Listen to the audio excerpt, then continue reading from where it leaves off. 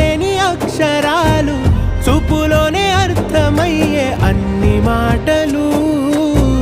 ముందు లేని ఆనవాలు, లేనిపోని కారణాలు, కొత్త కొత్త